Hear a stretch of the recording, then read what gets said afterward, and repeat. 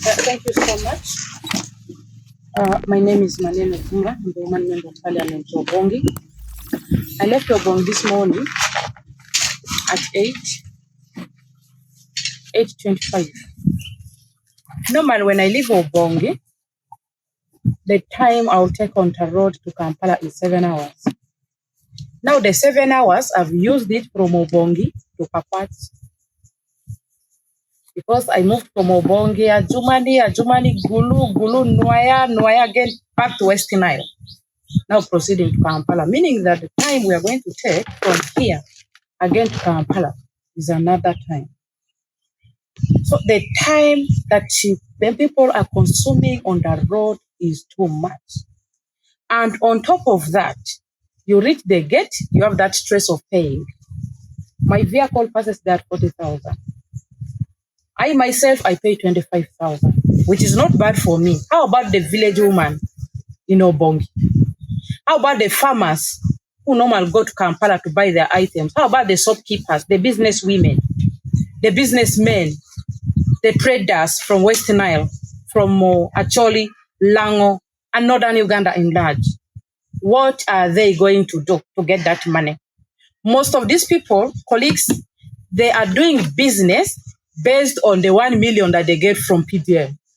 And this PDM is the very money government has earmarked to alleviate poverty from Northern Uganda. And this is the money they're using for trade. And this same money is what they are using now for passing the road, for paying their vehicle, for paying themselves for crossing the park, which is unfair. What you're asking from the government is they should allow the vehicles to pass for free for the 3 months that they have earmarked to work on the bridge. Secondly, the route from Pakwach, Bulisa, again Masint to Kampala is very long. Colleagues should also thank them for allowing now the buses to pass for free. Buses are no longer paying. The passengers in the bus, they are no longer paying in the park, which is okay. How about those other ones who cannot afford to board a bus?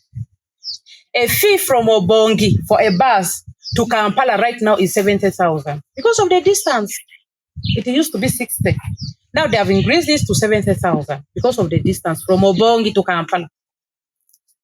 You reach the park, you have to pay 25,000.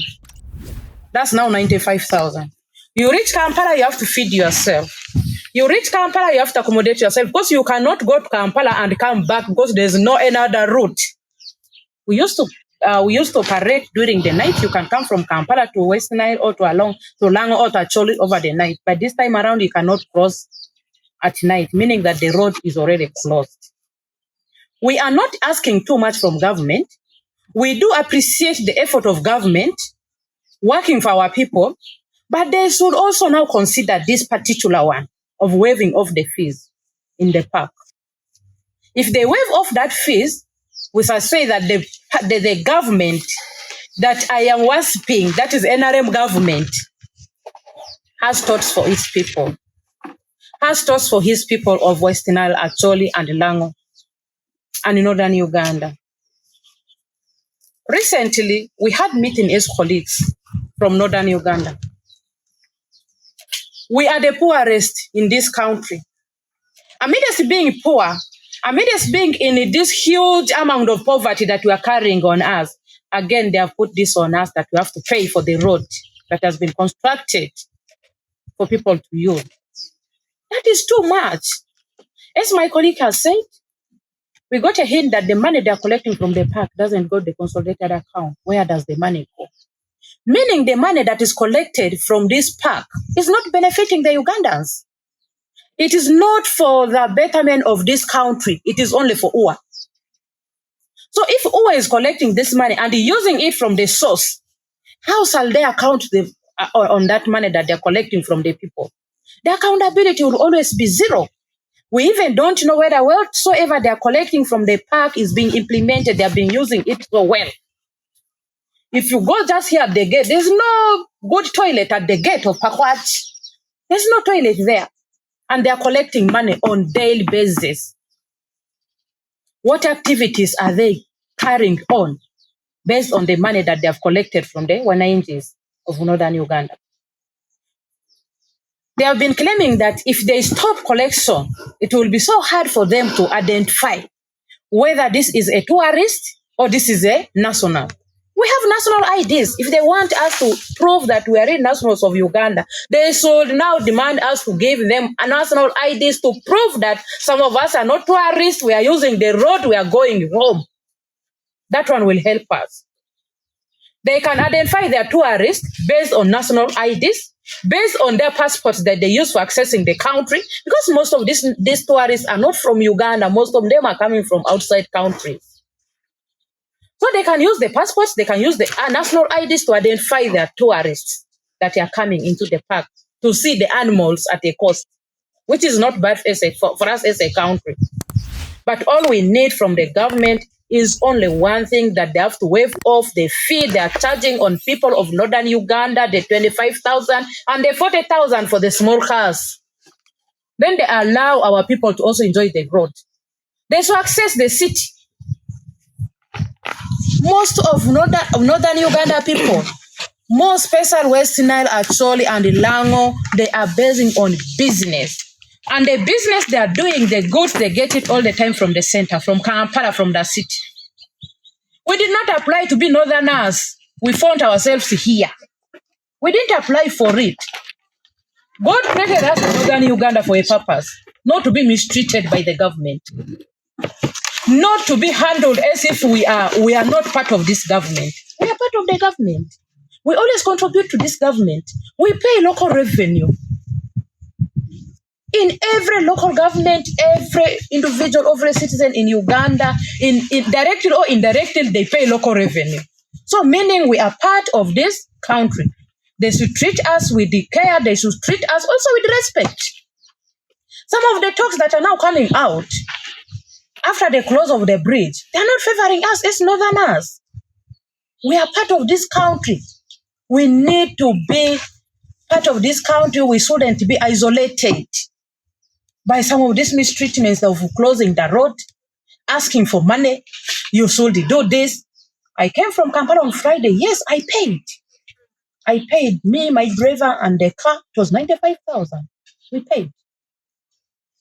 So 2 people in the car plus the car. We paid. I paid from the other side, which is not good. Yeah, as members of parliament, we may afford it. We can pay it. How about the locals? How about my voters of Obongi? Can they afford to pay it? Because they have very small capital that they are depending on. Now, if we take part of the capital for paying the road, what will remain for them for their food? What will remain for them for their business? What will remain for them for taking their children to school? We are not fighting the government, but we are fighting for our people. We are voices of the voiceless. We have to speak for our people. If we don't do it, who will come and talk for them? They elected us, they gave us their votes with a lot of trust that they can do it for us. They are going to do it for us. And indeed, we also take an oath of representing them. So this is our voice as MPs from Northern Uganda. We from West Nile, we are going to have a joint caucus as West Nile MPs. So also come up with a written documentation on whatsoever is happening on this road. Lango presented it, and I believe Acholi is also going to have it. This time around on this, we are not depending on party. We are going to work as a team, as members of parliament from Northern Uganda, regardless of political party. Me, I subscribe to NRM. But me being NRM doesn't mean that I should not talk about the bad things that are happening in the country. So the road, we need it. They should open it for us. They should allow the cars to go. And we're also going to verify it, by the way. After here, we're going to verify whether they are still collecting money. Every Friday, we shall be coming back. Monday, we shall be going back. We shall never get tired of talking about it. I thank you so much, my people of Northern Uganda. Keep it calm. As leaders, we are not sleeping on this. We are fighting for it. And I know the government that we are serving is going to listen to us. The government that listens also. It's going to act. By tomorrow, you'll see that this government is going to say that let's open the road for northerners to pass for free. I thank you so much. Any question to ask before we summarize?